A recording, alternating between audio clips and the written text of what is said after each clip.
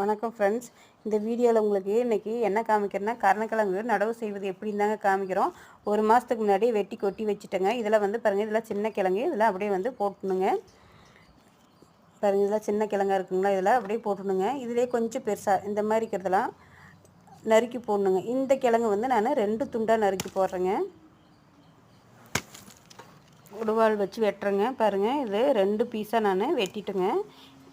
வெட்டிங்க வச்சுருக்கிறேன் பாருங்கள். இதுலேயே கொஞ்சம் பெரிய கிழங்குலாம் கூட இருக்குதுங்க. வீடியோவில் காமிக்கிறேன் பாருங்கள். அந்த பாருங்கள், இது ஒரு ரொம்ப பெரிய கிழங்கு. இதை வந்து 4-5 பீஸாக வெட்டலாங்க நம்ம. பாருங்கள், இந்த ஒரு கிழங்குல இவ்வளோ பீஸ் வந்திருக்குதுங்க. பார்த்தீங்களா? இதை வந்து நான் இப்போ ஃபுல்லாக வந்து பையில் வந்து பேக் பண்ணி வயலுக்காக எடுத்துகிட்டு போகணுங்க. வண்டியில் தாங்க எடுத்துகிட்டு போகணும். பாருங்கள், எடுத்துகிட்டு போயிட்டு நான் இந்த மாதிரி 2 அடிக்கு 1 ஃபுல்லாக வயல் ஃபுல்லாக பரப்பி வச்சுருக்குறேங்க.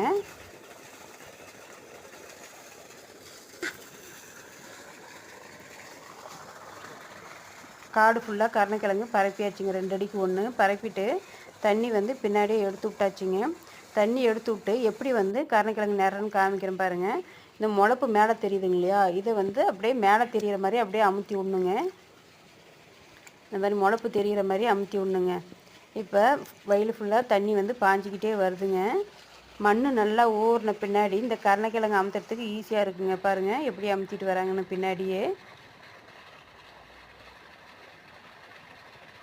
இந்த மாதிரி அமுத்திக்கிட்டு வராங்க. இதே மாதிரி காடு ஃபுல்லாக வந்து பாருங்கள் அமுத்திட்டு வராங்க.